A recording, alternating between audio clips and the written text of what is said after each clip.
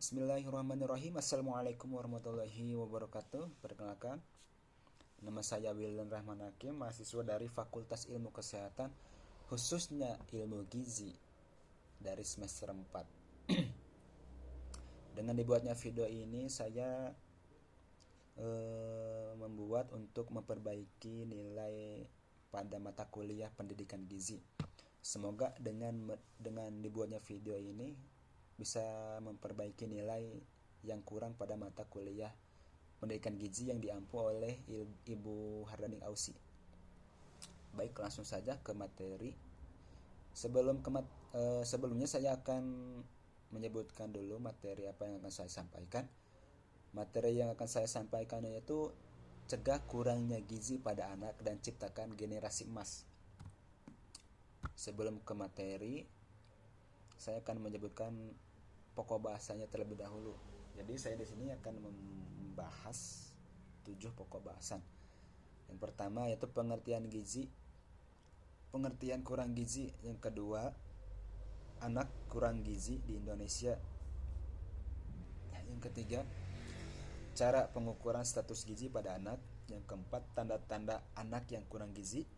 Dan yang kelima, penyebab kurang gizi. Keenam, dampak dari kurang gizi. Dan yang ketujuh, cara mencegah dari kurang gizi. Baik, apa sih gizi kurang atau kurang gizi itu? Jadi, kurang gizi adalah kesehatan akibat kekurangannya zat gizi yang diperlukan untuk pertumbuhan pada anak. Ini disebabkan karena rendahnya konsumsi energi dan protein dari makanan sehari-hari pada anak tersebut nih. Jadi si anak itu kenapa kurang gizi? Jadi seharinya itu bisa saja si anak tersebut kurang masuknya atau kurang mengonsumsi makanan yang mengandung protein, atau misalkan kurangnya makan daging ayam, kurangnya makan daging sapi, kurangnya makan telur, kurangnya minum susu, sehingga itu menghambat dari pertumbuhan anak tersebut dan menyebabkan kurang gizi pada anak.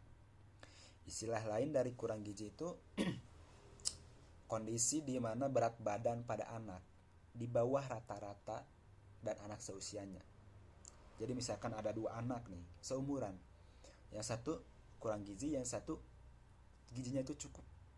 Nah, yang gizinya cukup itu karena sehari-hari makannya itu terpola, sehingga dalam pertumbuhannya itu pun sehat dan mempunyai berat badan yang ideal. Tapi pada anak yang kurang gizi tersebut, karena makanannya seadanya, makan tapi seadanya, tidak ada daging ayam, tidak ada susu, misalkan yang mudahnya saja tidak makan telur, sehingga pada pertumbuhan pada anak tersebut menjadi terhambat dan berat badannya itu tidak sesuai, tidak sama anak seusianya. Meskipun tumbuh sama-sama tapi dari keluarga yang berbeda, ini yang kurang gizi, ini yang cukup gizi. Jadi berat badannya pun beda karena asupan makannya pun juga berbeda. Nah, jadi anak yang kurang gizi di Indonesia itu selama 3 tahun terakhir persentasenya anak balita di Indonesia maupun khususnya di Jawa Tengah masih di atas 15%, dan artinya 1 dari 5 anak di Indonesia mengalami kurang gizi. Dan ini menjadi kasus yang harusnya pemerintah lebih memperhatikan lah. Nah, di sini cara pengukuran status gizi pada anak. Yang pertama, anak diukur dari tinggi badannya menggunakan mikotois atau ukuran pengukur badan yang ditempel di dinding itu, yang disuka di belakang disimpannya. Yang kedua, anak ditimbang berat badannya menggunakan timbangan. Nah, sebisa mungkin tiap bulan kalau bisa anak tersebut kita timbang. Apakah ada perkembangan atau penurunan dari pertumbuhan si anak tersebut menggunakan timbangan. Misalkan kalau anak bayi atau anak di 1 tahun 2 tahun suka ada tuh di posyandu yang digantung pakai apa sih, kalau kata Sunda nama ayunan gitu, di posyandu, bukan yang diinjek. Tapi kalau misalkan ada injak itu bisa biasanya dari umuran yang sudah bisa berdiri dengan sendiri, contohnya dari umur 3 tahun ke atas. Nah, yang selanjutnya itu tanda-tanda dari kurang gizi. Tanda-tandanya itu yang pertama, bentuk tubuh anak kurus. Ini bisa dibedakan ya. Kita bisa melihat yang kurang gizi dan yang cukup gizi. Yang kurang gizi sudah pasti terlihat karena badannya kurus. Pikiran kita langsung mikir, ah kurang gizi nih. Tapi kalau misalkan anak yang satunya lagi bisa dibilang gendut atau cukup lah ideal, itu bisa, kita juga bisa menyimpulkan bahwa anak tersebut gizinya bagus, asupan gizinya bagus, asupan makanannya bagus. Dan yang kedua, yang kurang gizi itu kulitnya itu pasti kering karena kurangnya nutrisi tersebut, nutrisi yang didapatkan pada anak tersebut. Misalkan kurangnya minum, kurangnya konsumsi buah-buahan yang apa ya, buah-buahan yang bisa melembabkan kulit. Buah apa ya. Yang ketiga, anak itu mudah marah dan sering menangis. Kalau ini sih saya pernah juga melihat atau merasakan, karena ponakan saya juga ada yang kurus. Itu memang anaknya mudah menangis dan mudah marah, mungkin karena asupan-asupan yang didapat juga tidak sesuai dengan yang harusnya didapat pada masa pertumbuhan gitu ya. Terus yang keempat, rambut anak itu mudah rontok. Yang kelima, berat badan anak di bawah rata-rata anak seusianya. Dan ini tadi sudah saya jelaskan di sebelumnya, poin sebelumnya. Penyebab dari kurang gizi itu ada dua yang saya tulis di sini. Yang pertama, karena asupan makanan yang kurang, dan yang kedua, sering sakit atau adanya infeksi pada anak tersebut. Kalau asupan makanan yang kurang itu ya bisa dibilang karena dari keluarga yang kurang mampu, bisa karena dari kurangnya nafsu makan pada anak tersebut, bisa. Cuman kalau misalkan dari kurangnya nafsu makan pada anak tersebut, orang tua harus pintar-pintar bagaimana anak tersebut supaya bisa makan makan yang mengandung zat yang bagus untuk masa pertumbuhan. Kita pintar-pintar lah cara mengolah atau memberi pada anak tersebut. Nah, kalau yang kedua itu sakit atau adanya infeksi. Jadi kalau misalkan anak tersebut sering sakit, otomatis pasti jarang makan karena indera perasanya itu pasti berkurang. Nafsu makannya pun pasti berkurang, selera makannya pun pasti berkurang. Jadi asupan gizi pun tidak ada yang masuk kalau misalkan si anak tersebut sakit karena tidak makan pada saat sakit. Dan juga ada infeksi. Kalau infeksi misalkan apa ya, infeksi dari saluran pernapasan, bisa mungkin misalkan dari tetangganya ada yang TBC, terus anaknya tersebut tertular, ya bisa jadi asupan makanannya pun menjadi terhambat karena merasakan sakit tersebut. Terus adanya juga rendahnya kesadaran pentingnya pemberian ASI dan makanan bergizi. Jadi rendahnya kesadaran si ibu untuk memberikan ASI pada anak tersebut ketika bayi itu masih ada aja sampai sekarang. Misalkan karena ibunya itu bekerja misalkan di dinas kesehatan, jadi si anak tersebut ketika masih bayi harus ditinggalkan bekerja, diganti dengan susu formula. Kan susu formula sama ASI itu kan beda kan. Kalau misalkan ASI itu kan itu masih murni dan langsung dari ibu tersebut, jadi pasti kandungannya pun berbeda. Jadi alangkah baiknya kalau misalkan ada ibu-ibu yang baru melahirkan, sebisa mungkin jangan dulu ditinggalkan atau melepas bayi tersebut untuk mendapatkan ASI dari ibunya. Terus rendahnya pendapatan. Ya, ini rendahnya pendapatan itu masih masuk ke kasus yang asupan makanan yang kurang. Jadi kalau misalkan ekonomi keluarga tersebut kurang, pastikan makanan yang didapatkan atau makan yang akan dimakan sama anak tersebut juga pasti kurang. Misalkan orang tuanya dapat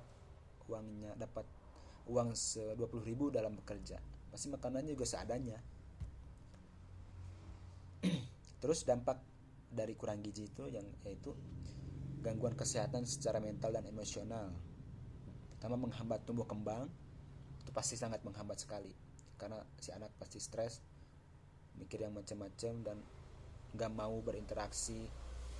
Misalkan gak mau berinteraksi dengan anak seusianya karena stres dan emosional, karena tekanan mental juga. Misalkan karena anaknya cacat, jadi pastikan mentalnya itu down. Terus kemampuan adaptasinya kurang. Jadi si anak itu pasti kalau misalkan adaptasinya kurang dan misalkan sering mengurung di kamar, itu pasti bisa menyebabkan kurangnya gizi pada anak. Jadi sebisa mungkin orang tua harus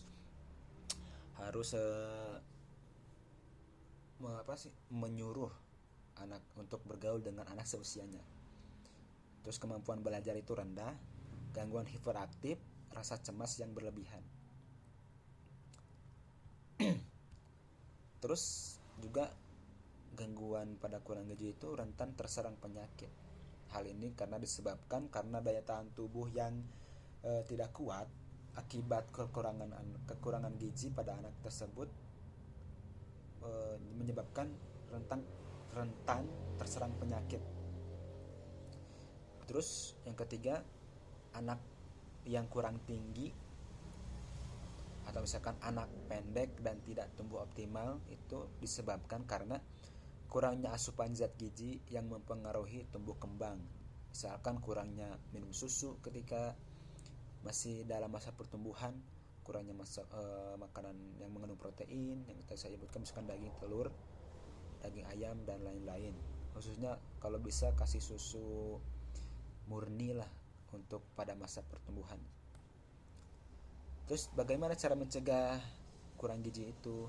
Cara mencegahnya itu, yang pertama, pemenuhan gizi saat hamil dan menyusui. Pemberian ASI eksklusif sampai usia 6 bulan. Jadi kalau sebisa mungkin sebelum 6 bulan itu si bayi tersebut jangan dulu dikasih sama susu formula, kasih dulu ASI ya. Terus pemberian MPASI dalam jenis waktu dan jumlah yang tetap. Pemberian ASI dilanjutkan hingga umur 2 tahun. Nah, pemberian ASI maksimal itu 2 tahun ya. Kalau misalkan 2 tahun belum bisa lepas ASI, sebisa mungkin itu harus dilepas secara paksa. Kalau orang Sunda itu ada si ASI,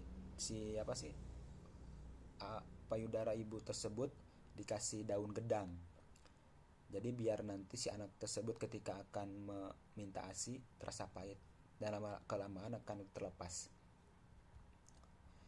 Dan yang terakhir, cara mencegah kurangnya gizi. Jadi cara mencegahnya itu yang pertama, laporkan masalah kesehatan anak kepada petugas kesehatan. Jadi sebisa mungkin kan biasanya kadang ada 3 bulan sekali, kadang setahun sekali, kadang setahun 2 kali itu di posyandu mengadakan pemeriksaan kesehatan pada anak.